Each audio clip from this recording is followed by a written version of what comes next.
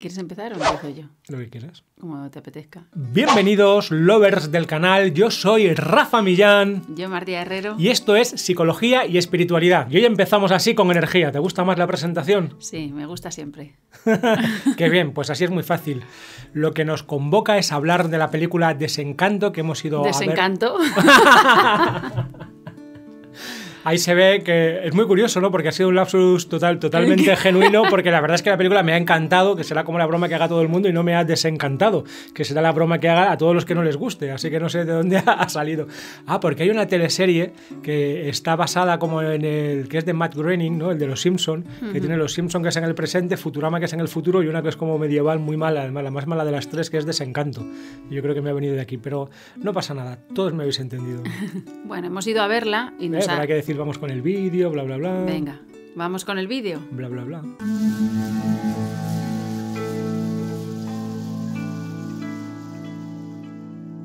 Encanto me ha parecido una película que yo metería dentro de un género que podríamos decir que es hiperrealismo infográfico y a la vez realismo mágico, así que podríamos decir que es hiperrealismo mágico, y me ha traído, me ha dejado muy buenas sensaciones, y me ha parecido que una vez más hacen lo que quieren con el mundo simbólico. En las películas de Disney y de Pixar están trabajando a la vez a muchos niveles y significando como si fuera un mito o un sueño un montón de cosas a la vez, y todas ellas relevantes, y desde una apreciación del simbolismo y de la unidad, en este caso sobre todo del espíritu familiar, totalmente alucinante.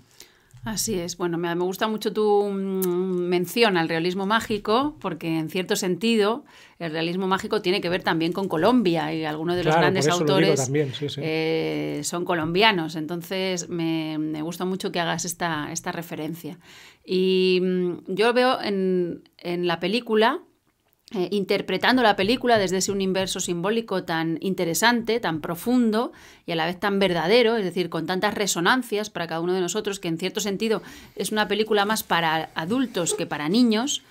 Veo claramente cómo se trabaja desde lo sistémico, en este caso lo sistémico familiar, la relación entre tradición y, digamos, o sea, la tradición como aquella que es capaz de preservar lo original, lo que tiene que ver con el origen, en este caso una vela que no se tiene que apagar nunca, por un lado, y por otro lado, cuando la tradición empieza a traicionar el sentido con el que nació, y entonces se deja llevar por el miedo que genera el anhelo mismo de preservarse, ¿no? de autopreservarse, y entonces ese miedo va a hacer que en el fondo se apague la vela, ¿no? Ese juego doble. Una cosa muy importante es que no vamos a hacer ningún spoiler, ¿verdad? Para que el que no haya visto la película pueda ver el vídeo. Nada. Sí, pero lo decimos sin hacer spoilers. Bueno, vale. Yo creo que se puede decir todo lo que queremos decir sin hacer spoilers. Vale, entonces es claramente como ese doble juego, ¿no? Está la tradición como algo que quieren, representada por la abuela, que tiene que preservar esa llama familiar o esa llama del amor, que genera también el encanto o la magia o el milagro, sostener el milagro que permite que haya una unificación de todo el pueblo y la comunidad a la que pertenecen, y que pues se ve problematizada en la película. El encanto y la magia también es la casa misma, porque la casa representa el espíritu familiar, y aquí la peli me parece que recoge muy bien la tradición de Coco, que vamos a hacer, creo que ya hicimos un vídeo sobre Coco, ¿verdad? No sé si lo tenemos, lo dejaré por aquí. Hicimos uno sobre Soul, otro sobre Frozen 2, porque solamente podemos ir al cine a ver este tipo de películas, y me parece que esta película, igual que Coco, uno de los temas esenciales es el inconsciente familiar, y cómo cuando hay aspectos que son negados o que pasan a la sombra de ese inconsciente, están deseando volver a toda costa, ¿no? Están como llamando literalmente a las paredes para volver. Y esa magia que está en la vela, pero también está en la casa, que representaría de alguna manera todo el sistema familiar. Y cómo cuando se es fiel a un origen necesario, pero se acaba convirtiendo, como tú decías, en una especie de camino estrecho y rígido, entonces esa fidelidad al origen se transforma dialécticamente, se da la vuelta y acaba con la posibilidad de destruir la propia casa, ¿no? Así es, y entonces los dones que tienen los niños se vuelven casi en un ídolo. Los dones que van desarrollando las personas de la familia se transforman en un ídolo, ya se tienen que poner al servicio, entonces son incapaces ya de disfrutar del don y de poner el don al servicio real de la vida, sino de vivirlo como una carga muy pesada. Y entonces la protagonista viene a trabajar sobre eso. Si no podemos contar, para no hacer spoiler, tampoco podemos contar el interés que tiene la protagonista, que es un interés brutal, ¿no? Bueno, lo que se sabe en los primeros 5 minutos es que la protagonista es la única de la familia, se llama Mirabel, que no Maribel, que es la única de la familia que no tiene ningún don, aparentemente, o ningún poder. Hay un rito iniciático en esta familia que cuando cumplen, creo que son 5 años, se les concede desde esa fuerza mágica representada por la vela y por la casa un don, como una especie de superpoder a cada uno de ellos, y resulta que Mirabel no tiene ninguno, ¿no? Y eso le hace sentir pues un poco marginada, un poco triste. La abuela, de alguna manera muy sutil, parece culpabilizarla por no tener ese don, pero ella sí que tiene un don. Yo creo que esto se puede contar porque hasta que no veas el contenido de la película no hay ningún problema, y el don es precisamente el de la integración de todos los elementos, el de la integración de la sombra y a la vez el de la revivificación de esa tradición para que tenga un sentido nuevo, porque la tradición familiar, la tradición mágica y esotérica que da sentido a esta familia, tiene que irse también adaptando dinámicamente a los tiempos, precisamente para que sea tradición y no tradicionalismo, para que no acabe como anquilosándose, y este es el papel, es la revivificadora del din, en un lenguaje sufí, de Mirabel en la película. Así es hermoso porque el mirar Bel, ¿no? Lo mira de forma bella la realidad. Es capaz, no lo había visto eso. Es capaz de mirar con belleza, es decir, con auténtica conexión con lo sagrado. Y es muy interesante este papel de unificadora y también de integradora de la sombra. Y luego el papel de la sombra, que la ejerce uno de la familia, que es mago, ¿no? Que lo tienen que expulsar porque está señalando las sombras del sistema, y cuando el sistema se nutre solo de miedo, entonces tienen que expulsar, como una especie de chivo expiatorio, tienen que expulsar a un miembro de la familia para que no sea capaz para que no señale esa sombra, ¿no? Esto es muy interesante también desde un punto de vista sistémico, de tal manera que la protagonista Mirabel tendría unas cualidades, podríamos decir, proféticas. Es una especie de profetisa, ¿no? Tiene esas cualidades y en el fondo sus cualidades son esa revivificación de la tradición a través de la asunción o la integración de la sombra y de poner pegamento a todo lo que se estaba desuniendo, porque la casa se empieza a resquebrajar en un momento y ser capaz de mirar más allá, ¿no? Es ser capaz de volver a desempolvar el objetivo inicial de los dones que tenían cada uno y que puedan vivirlos desde su completa creatividad, ¿no? Sí. También es de alguna manera metáfora de un proceso espiritual y de un proceso psicológico, porque toda neurosis o todo sufrimiento emocional suele tener un componente que está muy bien reflejado en la película, que consiste en expulsar o exiliar un aspecto propio que no quiero ver o que no quiero reconocer como propio, esa sombra que hay que dejar como literalmente en la película en los márgenes, esto solamente después de verla se entenderá, y que no quiero ver para generar un espacio aparente solo de luz o solo de conciencia, ¿no? Que sería el personaje con el que yo me identifico, que puede ser a un nivel familiar, pero también a un nivel individual, y no quiero ver los aspectos negados o negativos de mí mismo.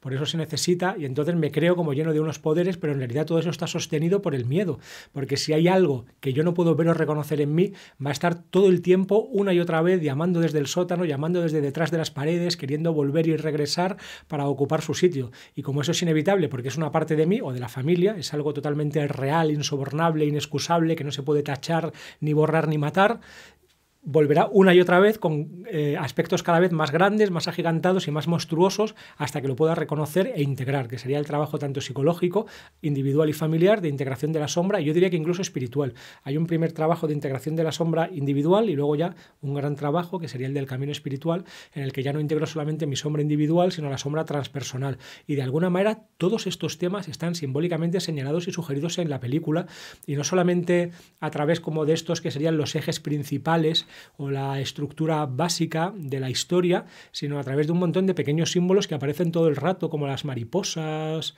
a través del color, a través del momento en el que la protagonista tiene que aceptar el mundo de lo relativo y de la dualidad, como tú señalaste, ¿no? Que se mete por una montaña que está partida en dos y la montaña tiene que partirse para que ella navegue esas aguas de la dualidad.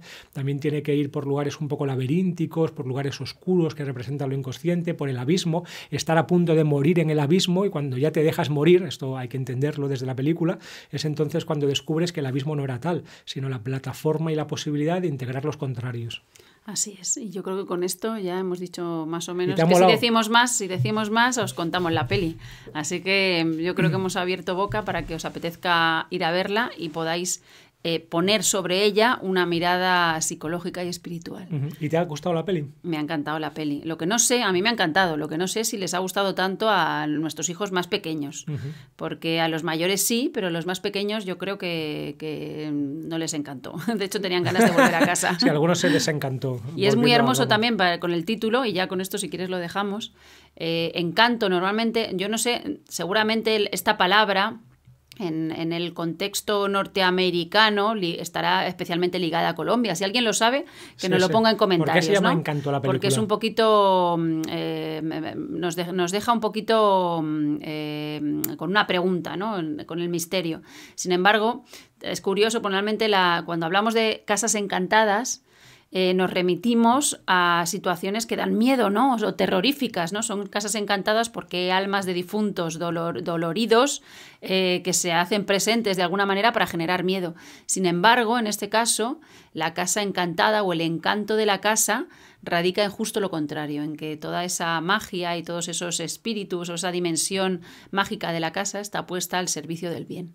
También se ve la importancia, este es el punto tradicional, de la pertenencia a una casa, no sé, eso lo que sea para cada uno.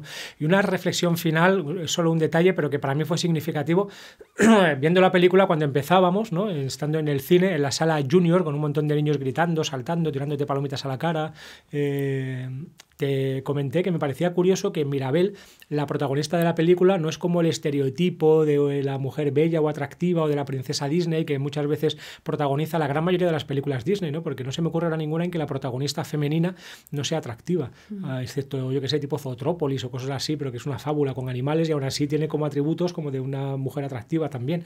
Sin embargo, esta impresión que me dio al principio de que la protagonista no era físicamente especialmente atractiva, según fue cambiando, o sea, según fue pasando la película, se me fue pasando y al final me parecía una chica interesante y guapa, ¿no? Una vez pasada la estructura de la película. ¿Tú viviste eso también? Que al principio te parecía más bien feíta y al final ya la veías guapa. Yo no hice ese proceso mental, no. Es un tema en el que no entré. En mi conciencia no entro en eso. No era consciente de eso. ¿La ves fea o guapa la protagonista? Es que es un dibujo animado. Hombre, pero imagínatelo, transpon lo que digo.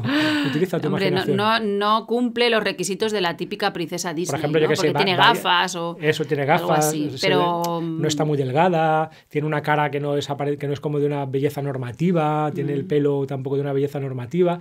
Entonces a mí al principio me pareció más bien tirando a fea, pero según fue pasando la película, al final la vi guapa y dije, caray, son unos genios los de Pixar. Yo creo que era justo el efecto que querían conseguir, o Disney, ¿no?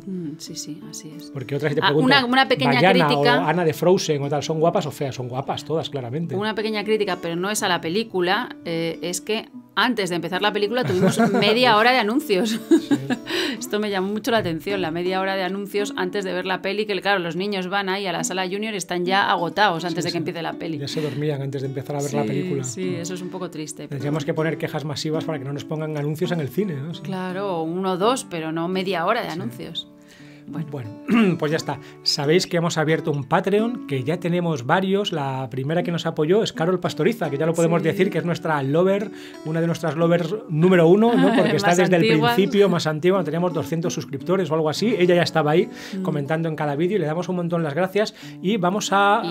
Y otras tantas personas que es que ahora mismo no sé quiénes son. A lo mejor lo pongo por aquí, si lo consigo.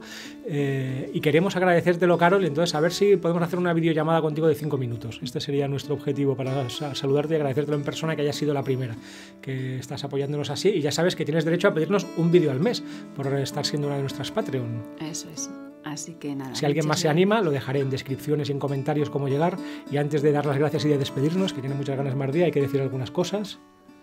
Bueno, si os ha gustado, compartidlo en redes sociales, darle al like, hacer comentarios, sobre todo si tenéis alguna idea de interpretación diferente a la que hemos expuesto nosotros, o por qué creéis que el título es Encanto. Y muchas gracias. Suscribíos al canal si aún no lo estáis, dadle a la campanita, dejad que poned las notificaciones, a ver si así os llegan los nuevos vídeos. Y aunque no os haya gustado la peli o disintáis, comentarlo también. Podéis decir si os ha gustado o no os ha gustado. Así es. Muchas gracias. Y bendiciones. Hacía años que no íbamos al cine. Sí, que lo estoy pensando. Desde Frozen 2, yo creo. Sí. Frozen 2 fue la última que vimos en el cine, que Nuria era bebé, yo creo.